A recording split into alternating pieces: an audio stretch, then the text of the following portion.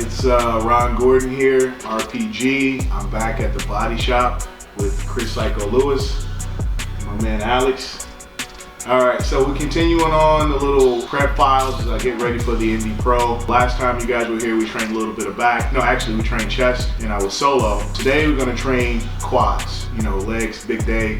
I always train legs on Sundays with Chris, and today we got my man Alex. This will be about our 4th or 5th session training together over the last year or so. Alex is a big boy, he's very strong, and we complement each other with regards to height. So Chris doesn't have to do a lot of maneuvering when it comes to training the two of us. It's going to be a lot more intense than our last session.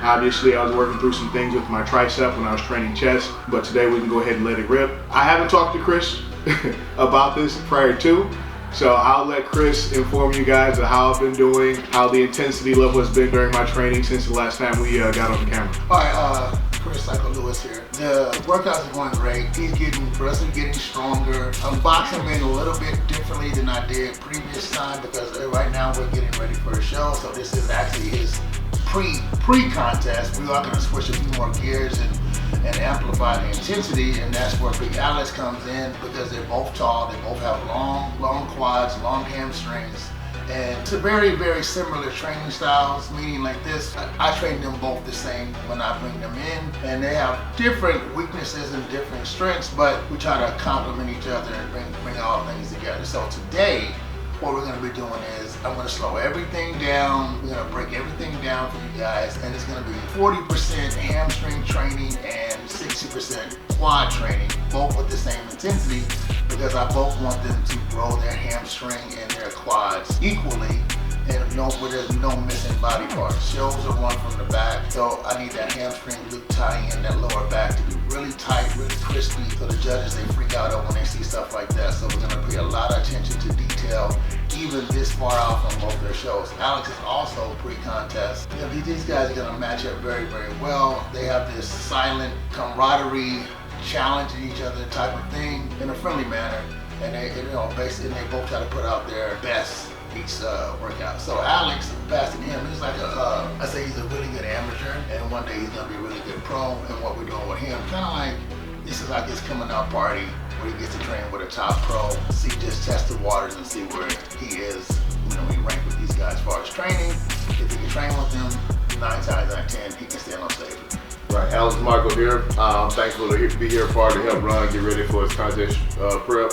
I'm here just bringing my intensity, bringing the energy as much as I can, learning as much as I can, trying to better myself and doing whatever they need me to do to help push him and help get him ready as well. Like I said, it's an honor to be here to train with Ron, a pro. He's someone that he's at a level that I aspire to be at, and I'm gonna be at one day. So to see his work ethic and see how he approaches the training, and being here with Chris, getting the work in, I know it's gonna be good work as always. So thankful to be here.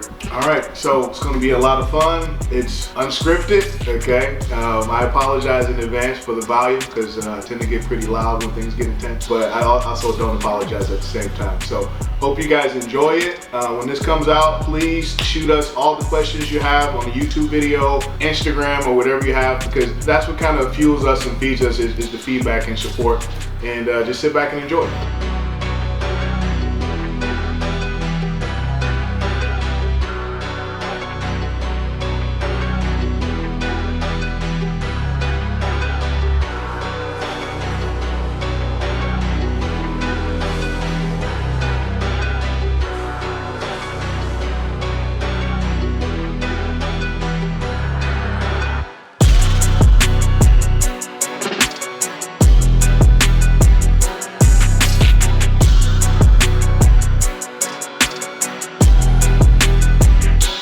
About 3 or 4 sets here. We consider them warm-up sets, but for me, I consider it like kind of getting the kinks out.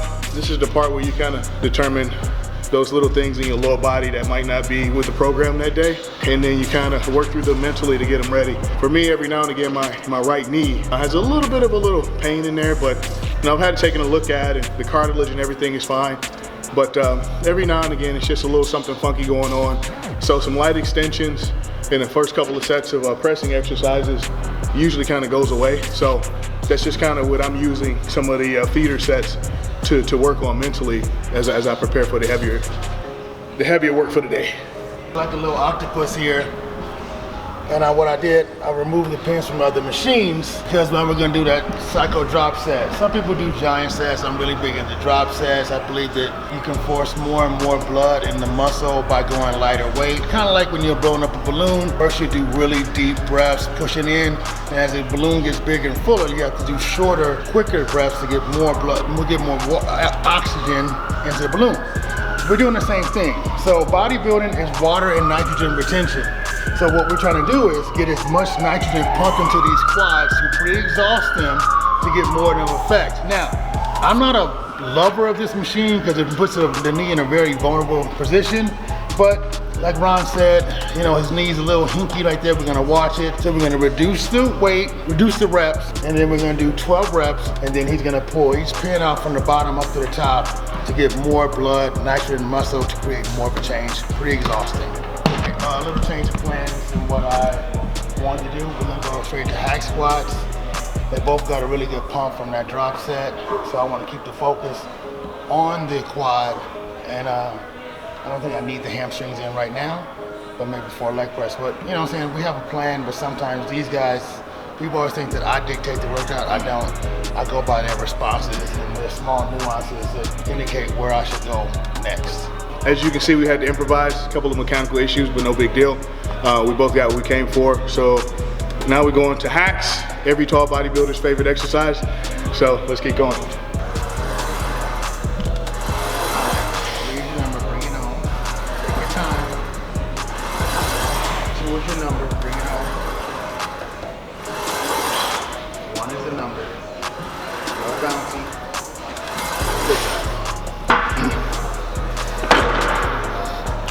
So one of the things I've been working on during the last year when I haven't been with Chris is trying to really improve my range of motion on my pressing exercises. So we'll see how that works out today.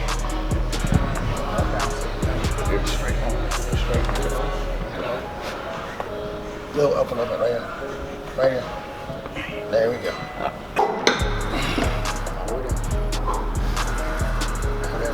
Up. Explosion. Nice press up, you got a muscle on it. Let's go. That's 2. That's 3, no bouncing.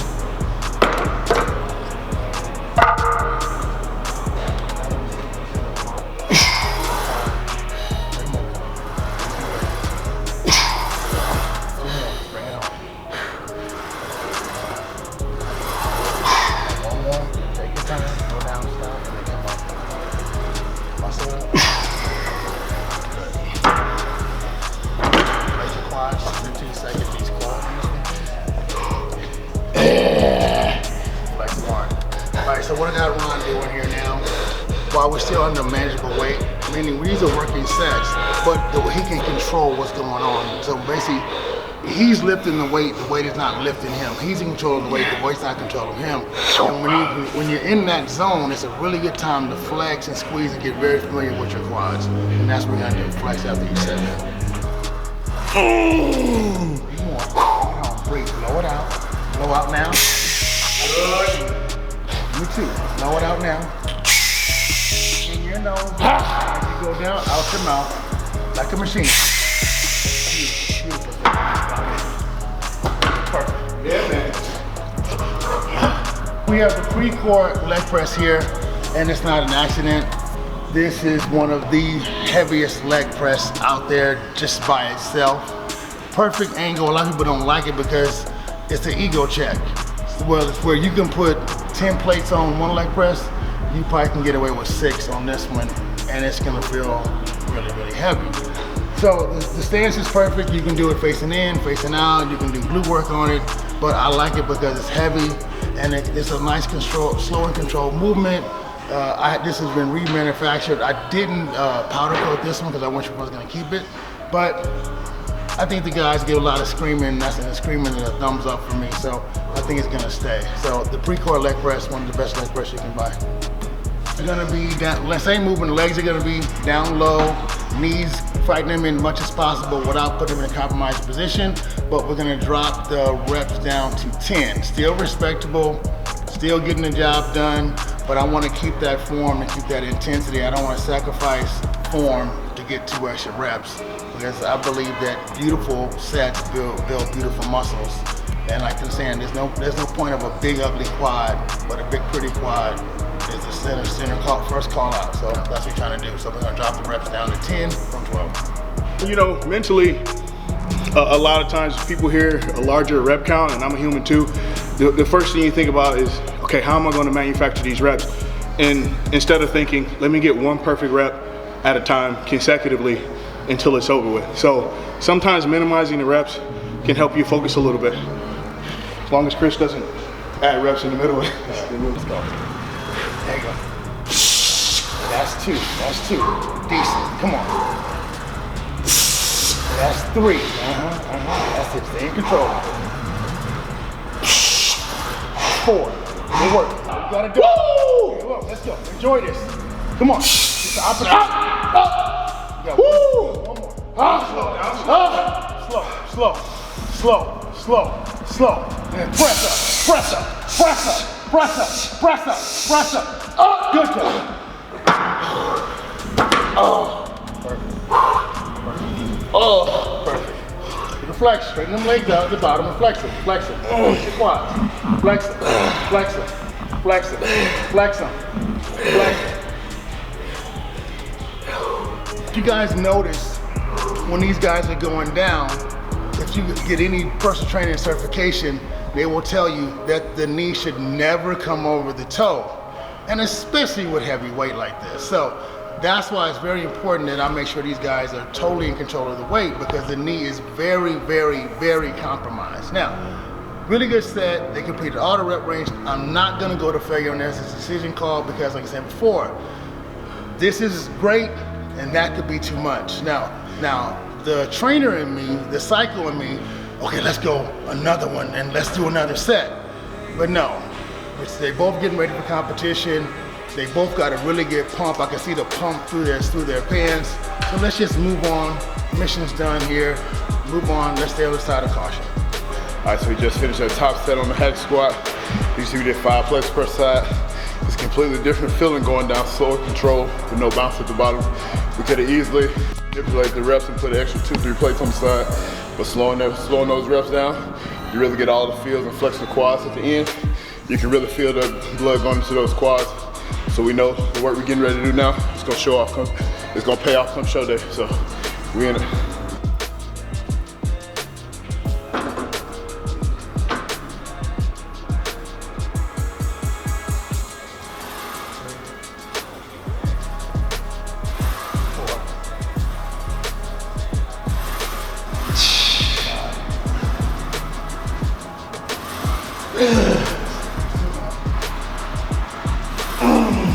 I train with Chris, I would say 95% of the time I'm by myself, and we work a lot on time under tension, pace, squeeze, and then the heavier stuff comes a little bit later. So a lot of times, you know, when we work with, you know, the weight where we're really trying to dial in our form and everything, you know, you start to think, man, am I weak? You know, something going on here. Because when you really perfect your technique, of course, naturally some of your numbers are going to fall. Just like Chris was saying on the hack squat, if you compromise form, you can add 2 or 3 plates, but you're not going to blow your quads up. So it's cool training with Alex as we push each other through his workout, and I can see how he's kind of going through some of the weights that I've done before, and it's giving me confirmation that I'm just not, you know, chickening out. So it is pretty difficult. Primarily when you do the single leg, I find that it finds any issues that you may have disproportionate to each leg. That's the first thing you're gonna find out very quickly. The second thing you figure out, especially for guys that are very strong, is you're naturally taught that you explode on a concentric and you go slow.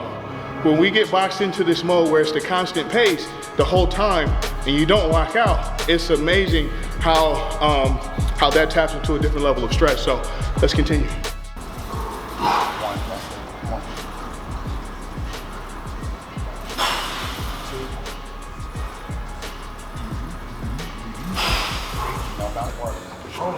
Come on.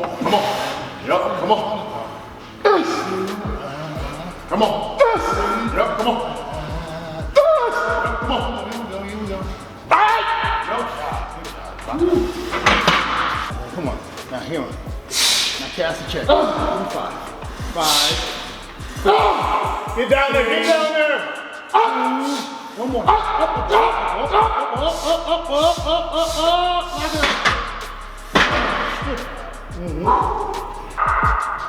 End of that row, single leg. Now we're gonna go to double leg. We're gonna put the feet together as close as possible, bring the knees together as close as possible, and we're gonna drop the feet down on the platform to get more quad and take some of the emphasis off of that hamstring. 2 plates up, still the same speed, still working toward that goal of a nice slow beat down of the quadricep. All right, here we go. Next we're going into some double leg presses. Quad's feeling real right now, so we know we're cashing this check now. You know, everything we got going on right now is gonna pay off on stage, so we gotta push through, get through it. Earlier in my career, for a lot of bodybuilders, one of the hardest things to kind of build up is your glute hamstring tie-in. And then once it develops, it's like you can't turn the shit off. So like right now, my glute hamstring tie-in is fucking firing up. So just one of those things, man. You build up something and then it starts taking over.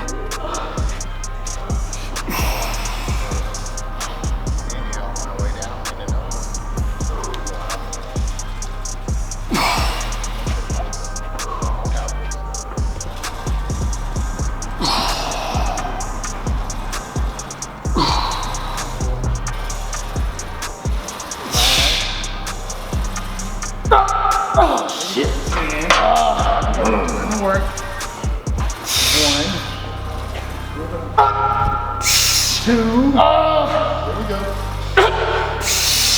3. Come on. 4. Here we go. Come on. Push, push. That's it, line it. Whew.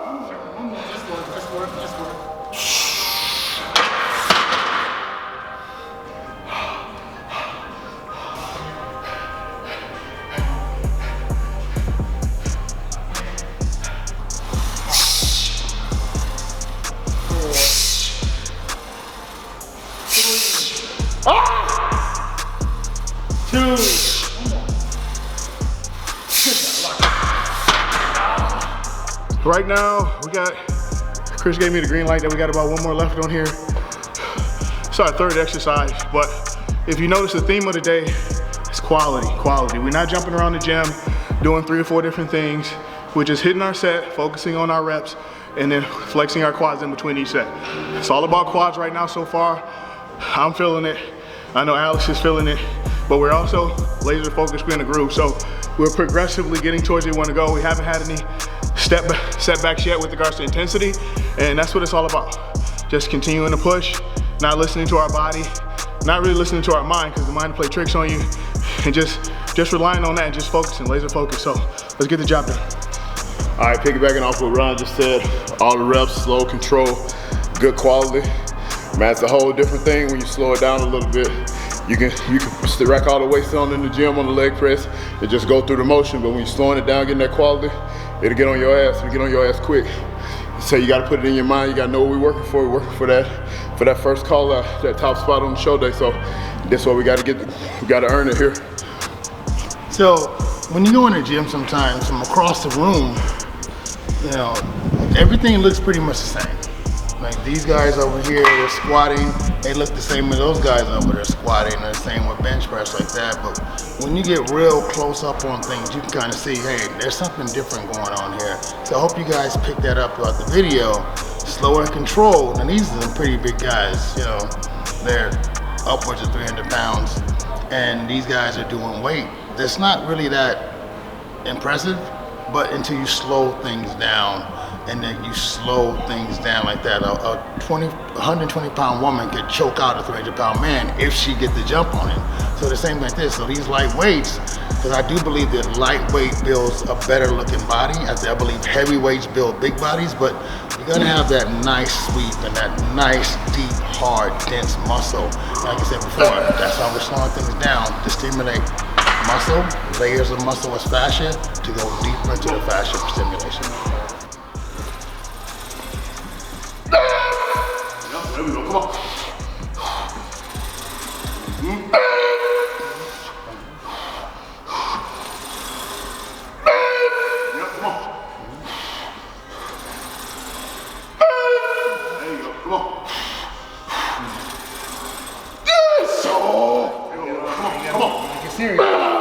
Let's go, come on. Come on. Come on. Chase, let's go. Come on. Fine, double digits, come on, get into double digits. Come on, Ron, come on. Work, let's go, come on. Come on, let's go.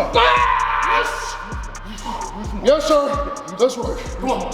Come on. Come on. Leave it here, don't take it home. Come on. Don't take it home. What's the reason to take it home? Don't take it home.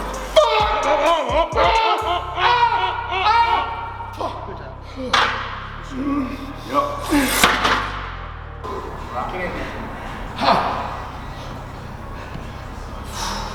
Good job.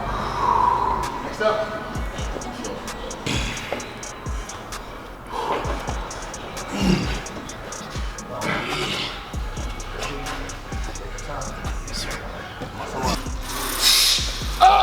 Here we go. Bring that shit down. Push. Do it again. Go. Do it again.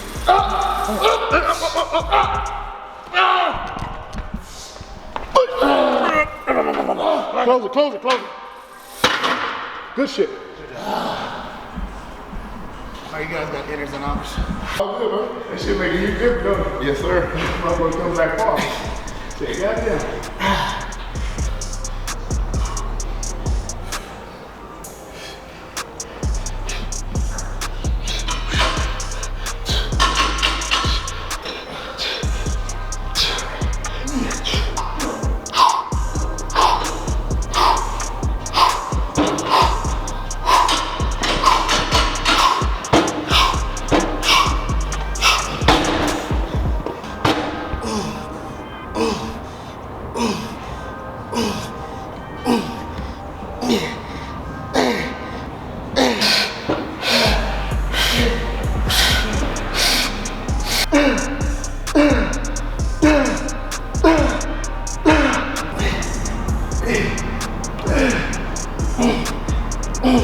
Okay, so